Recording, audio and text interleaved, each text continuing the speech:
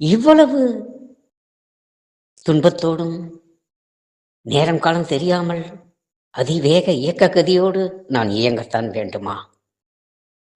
சில நேரங்களில் இதையெல்லாம் விட்டுவிடு, சும்மா இருந்து விடலாம் என்று கூட எண்ணுகிறேன்.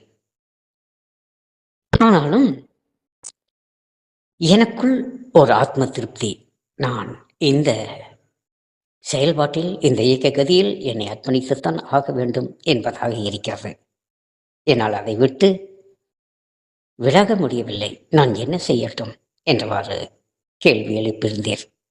நேற்று போதுமான பதில்தான் கொடுத்திருந்தேன். இருந்தாலும் உங்களுக்கானது இதுதான். மழை நீர் பூமியை நோக்கி விழுகிறது. மேகமாகி மேகத்திலிருந்து மழை நீர் பூமியை நோக்கி வருகிறது. அது மலைகளில் விழும் நதி.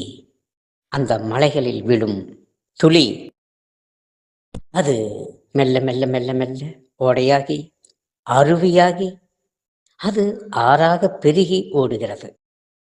இந்த மழை நீருக்கு தெரியும், நாம் மழை மேல் விழுந்தால் மரங்களில் அடிபட்டு பாறைகளில் சிக்கி சிதறுண்டு,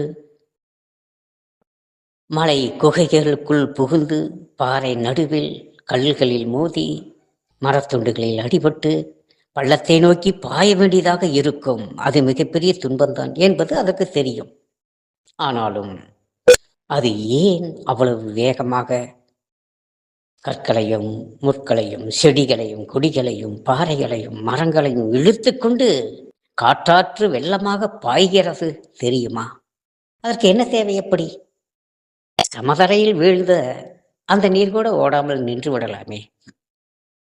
ஆனாலும் அந்த நீரோட்டம்தான் அந்த மழை நீரின் உயிரோட்டம். இந்த ஜீவர்கள் ஏன் இவ்வளவு துன்பப்படுகிறார்கள் தெரியுமா? இவர்கள் இந்த துன்பத்தில் இன்பம் காணுதல் தான் இயற்கையின் நியதியாக இருக்கிறது. இதுதான் பிரபஞ்ச நியதி. இந்த மழை நீர் சமதரையில்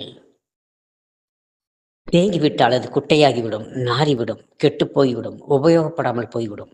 ஆனால் அது ஓடிக்கொண்டே இருந்தால் தெளிந்த நீராகிவிடும். அந்த சாக்கடையும் ஓடும் பொழுது தெளிந்த நீராகிவிடும். ஆக நீரோட்டம் என்பது உயிரோட்டம். இயக்க கதி என்பது மனித ஜீவ போராட்டம். இதில் வாழ்ந்துதான் ஆக வேண்டும். இந்த வாழ்க்கை தான் உம்முடையது. அதைத்தான் நீர் தேர்ந்தெடுத்து வந்திருக்கிறீர். இதைத்தான் நீர் வாழ வேண்டும். இதை விட்டுவிட்டால் ஒரு செத்துப்போன வாழ்க்கையை வாழ வேண்டியதாகிவிடும். இந்த வயது, இந்த காலகட்டம் அற்புதமானதல்லவா? ஒரு இயக்க கதிக்குள் நீர் இணைந்து கொண்டீர். அந்த இயக்கத்தில் உயிரோட்டமாய் திகழ்ந்து விடும்.